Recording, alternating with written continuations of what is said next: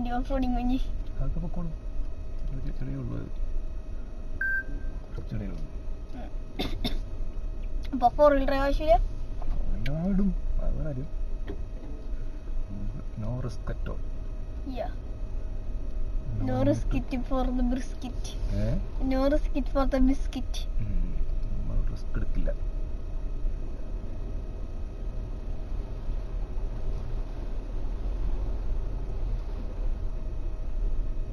ആദ്യം